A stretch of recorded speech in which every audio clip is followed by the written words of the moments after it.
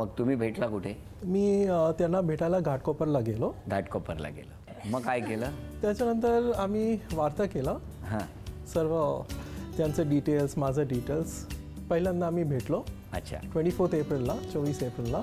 Very good. आणि मला त्यांचं प्रोफाईल खूप आवडलं आणि तुम्हाला खूपच आवडलंय. आणि स्वभाव त्यांचं खूप आवडलं. त्याच्या आधी कधी भेटले नव्हते? नाही नाही कधीच काय नाही. कधीच भेटले नाही, कधीच नाही. पहिल्यांदा भेटलो. कोणाला घेऊन गेला होता तुम्ही नाही, सोबत? मी एकटीच गेले. का एकटीने का जायचं? लग्नाचं प्रपोजल होतं, हा, तुम्ही लग्नाचं पाठवलं होतं, मग proposal कोणाला तरी होतं. बोलवायचं ना हा. सोबत. नाही, खरं तर असा डिसिजन, लग्न हा महत्त्वाचा डिसिजन आहे आणि त्याच्यात आईवडिलांचं इन्व्हॉल्वमेंट हवं, पॅरेंट्सचं. पण यावेळी म्हणजे आई पप्पांनी पण सजेस्ट केलं आणि त्यांच्या मम्मीनी पण अलाव केलं की पहिल्यांदा तुम्ही दोघं भेटा. जर तुमचे विचार, तुम्हाला जर दोघांना एकमेक पण दोघं सोबत तरी आवडलं. कोणाला तरी एखाद्या मुलगी घेऊन गेली असती ना, अनोळखी माणसाला बोलताना. बरोबर आहे की नाही हो?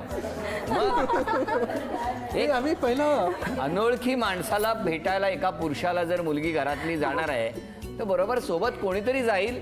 नंतर भले एकमेकांना भेटल्यानंतर तुम्ही बोला, आम्ही जरा तिकडे जातो, एवढं तर असेल ना? नाही, त्याआधी आम्ही 1 वीक चॅट केलेलं. घ्या. हळू हे घे. आता कॅसेट जरा जरा रिवाइंड होऊ लागलेली आहे. त्या दरम्यान तुमचं क्लिनिकमध्ये लक्ष होतं का? हो नक्की ना? नक्की. का उजवा दाढ काढायची सोडून तिकडचं काढलं वगैरे असं कोण? नाही. त्या दरम्यान म्हणजे जनरली चॅट वाजला, ट्विंग, इकडे दाढ, म्हणजे काय ते तुमचे नंबर असतात ना? हो 1 2 3 4 आमचा नंबर असतो 1 2 3 4. ट्रीटमेंट 4 इकडची चालली आहे, रूट कॅनल 4 राईटचं. असं काय झालं नाही नाही, ना? असं झालं. साधारण हा कालखंड कुठला? 24 एप्रिलला आम्ही फर्स्ट भेटलो. 2016 नवीन ताजं आहे एकदम. हो. 21 एप्रिलच्या दरम्यान यांच्या क्लिनिकमध्ये जर कोणाच्या दाढा बदलल्या असतील तर प्लीज काळजी घ्या. अच्छा. एनिवे, गंमत करतो थोडीशी. पण मला सांगा, मग हे तुमचं लव तुम्ही अरेंज कसं केलं? त्याच्यानंतर आम्ही भेटलो 24 एप्रिलला. बरं. मी घरी जाऊन माझी आई आहे त्यांना मी सर्व सांगितलं. त्यांनी पण घरी जाऊन सर्व सांगितलं. त्याच्यानंतर आय थिंक फर्स्ट मेला आम्ही त्यांच्या घरी गेलो. आणि मग पुढे? आणि मग फर्स्ट मेला भेटल्यावर मग मम्मींना पण आवडलं हां. सगळं. आणि मग आई पप्पांकडून पण मम्मीने काय ऑब्झर्व केलं असेल मी सांगू? हा, सांगा. या सगळ्या बहिणी खूप बोलणाऱ्या आहेत. ऐकून घेणारा नवरा मिळाला तर चांगलंच आहे. चेहऱ्यावर त्यांच्या शांतपणा लिहिलेलाच आहे. हां, बरोबर ना? हेच बघितलं ना? हो की नाही? आता बघा पुढचं तुम्ही. पण नाही, असं वाटतं आम्ही बोलतो, ते जास्त बोलतात घरी. हा. कोण? होय ना? बघा सगळे जावई एकत्र झाले ना आता. बरं, मला सांगा फायनली मग शेवटी, कारण अरेंज मॅरेज आहे तुमचं आणि ते सुद्धा एका साईटवरून झालं, बरोबर की नाही? विवाह जुळवणाऱ्या साईटवरून तुमचं लग्न ठरलं. पण मग अशा वेळेला इंटरकास्ट बघत असताना तुम्हाला दडपण नाही आलं? नाही, मी आधीपासून मला जसा हवा होता partner, me love, respect and trust या 3 गोष्टी शोधत होते. आणि त्याबरोबरच त्याला कोणतेही बॅड हॅबिट्स नको, स्मोकिंग अँड ड्रिंकिंग हे नको होतं मला. आणि मी तसं एक मिनिट तुमच्या 3 एवढ्याच हॅबिट आहेत ना? हा, म्हणजे लव्ह आधी काय सांगितलं? Love, respect and trust. बरोबर, या 3 गोष्टी. हा, आणि बॅड हॅबिट्स व्यसन. नको. पण मग जमवलं कसं तुम्ही? लग्न कसं झालं? आता मला उत्सुकता वाढली माझी. कारण तुम्ही श्रीलंकेत, हे इंडियात, बहरीनमध्ये तुमचं प्रेम जमलं. मग लग्न कसं झालं? काय केलं? माझं छोट्या भावाने ते लग्न करण्यासाठी माझ्यासाठी असं मला जाणवत होता, म्हणजे काहीतरी गरीब प्लॅनिंग चालू आहे. मग हे मला फक्त ॲड्रेस एक चिठ्ठीमध्ये लिहून दिला होता, घराचं बोरवलीचा ॲड्रेस. याने लिहून दिला होता तुम्हाला? हो, मग ॲड्रेस लिहून दिला होता 2 चिठ्ठीमध्ये, सेम हँडरायटिंग माझ्या बरोबर लक्षात होता. आणि नंतर मी तोच एवढं फक्त सांभाळून ठेवला. बाकी ते मी कुठे द्यायचं, मी तिथे घेऊन द्यायचं ॲड्रेस. हां. मग कोणाला नाही सांगितलं. नंतर मी हे केलं. नंतर घरातून मला समजायला लागले असं, म्हणजे माझ्या भावाने हे बोलून वगैरे करणार तू. हां. मग नंतर मी नंतर माझे मैत्रीण पण आले माझ्यासोबत ना. मग मी त्यांना सांगितलं असं आहे म्हणून. मग माझ्या मैत्रिणीने ह्यांना फोन केला ह्यांच्याशी कॉन्टॅक्ट झालाच नाही आहे. मग मला तिथे लग्न करायचंच नव्हतं. मग तुम्ही आला कसे? मग माझ्या बहिणीने मला तिकीट बनवून दिलं. तिकीट स्वतःच तिने रिटर्न तिकीट काढून दिलं. Return ticket. हो Return. रिटर्नच देते, सिंगल नाही देत येताना. बरोबर.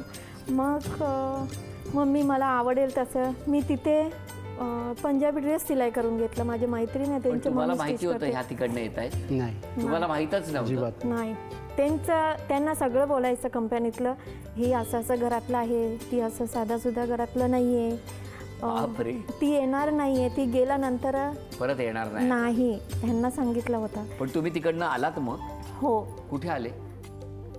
बोरवली टाटा पॉवर हाऊसमध्ये दीदीच्या इथे. डायरेक्ट गेलात तुम्ही पत्त्यावर? हो मग तुम्ही मुंबईत एकट्या आला हो, आणि घरी तिकडे शोधाशोध नाही झाली? खूप शोधाशोधी झाले. कुठे नदीचं बाजूला किंवा कुठे बोडी भेटायचं, घरचं सगळं जायचं. खूप वातावरण चेंज झालं होता. तुम्ही तिकडनं डायरेक्ट निघालात, त्या डायरेक्ट विमानाने मुंबईत आलात? मुंबईत आलो. हो, माझ्या बहिणीने मला मदत केली. मुंबईत आलात, मुंबईतली काही माहिती नाही? काही माहिती नव्हतं मला. फ्लाईटमध्ये एअरहोस्टेस होता, ते इंडियन होता सॉरी. ती तिथून येतानाच माझ्याशी खूप बोलायला लागले माझ्याशी. मी पण तिच्याशी बोलायला लागले. मग मी तिला सांगितलं मी असं जाते, मला काही माहिती नाही, फक्त माझ्याकडे ॲड्रेस आहे. एक मी लिहून बॅगेत ठेवला, एक मी अंगठीच्या हातमध्ये असं झपून ठेवला. म्हणजे समजा मी निघाले, माझ्याकडे फक्त ॲड्रेस आहे, बाकी काही नव्हतं. आणि मला असं कळत नव्हतं मी असं जातात, हे कुठे राहतात, यांच्यासोबत कोण आहे, मला काहीच माहिती नव्हतं. मग तुम्ही आलात मुंबईत? हो, एअरपोर्टमध्ये आलं. त्यांनी मला सांगितलं, एअरहोस्टेसने त्यांनीच मला करून दिलं आणि ते म्हणाले आताच टॅक्सी मला बुक करून दिलं.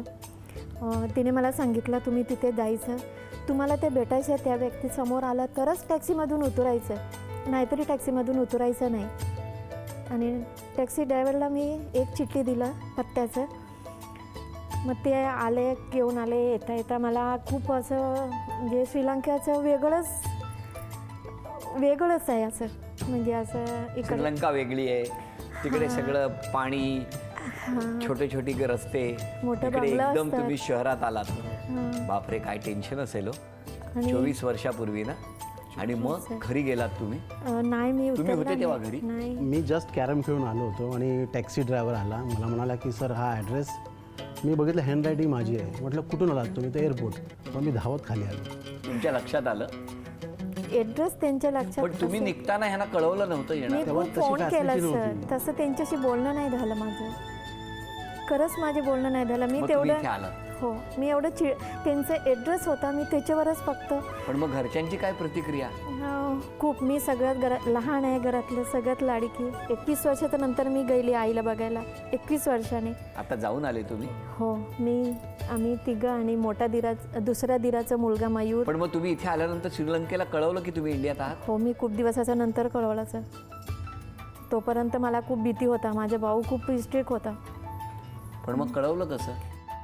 त्याच पोलीस स्टेशनला फोन करून? नाही, मी नाही सांगितलं. मला घरचं खूप आठवण यायचं. इथे हे जवळ असायचे, हे सगळं माझ्यासोबत असायचं. हे माझ्याची म्हणजे खूप प्रेमाने खूप पण जवळ. मला सांगा, ह्यानी इकडे एवढा प्रयत्न करून आल्या आणि तुम्ही इथे कॅरम खेळताय? नाही, म्हणजे मला ॲक्च्युली कल्पनाच नव्हती की हे येणार पण आहे. तुम्ही प्रयत्न नाही केला श्रीलंकेला जायचा कधी? तेव्हा विजाचा वगैरे खूप प्रॉब्लेम असायचा. हो, प्रयत्न केला असं गेला असता ना सर? केला असता मग. पण काय गंमत आहे, काय कथानक आहे. एकाचा जन्म मुंबईतला, एकाचा जन्म श्रीलंकेतला, म्हणजे वहिनींचा जन्म श्रीलंकेतला, भेटतात बेहरीनमध्ये, तिकडनं पुन्हा आपापल्या घरी जातात आणि मग वहिनींनी हिम्मत करून त्या श्रीलंकेवरून मुंबईत यायचं, ज्यांना मुंबईबद्दल काहीच माहिती नाही. त्या दिवशी मग दुपारच्या नंतर हे आले आणि सरळ म्हणजे आमचा जो पिऊन होता त्याच्या हातात 2 चॉकलेटं देऊन टेबलवर ठेवून दिली. तर मी त्या पिऊनला विचारलं की हे कशासाठी? आणि आपल्याला लहानपणापासून सांगितलेलं अनोळखी माणसाने चॉकलेट दिलं तर घ्यायचं नाही, हो की नाही? बरोबर की नाही? मुलं पळवून नेतात. मग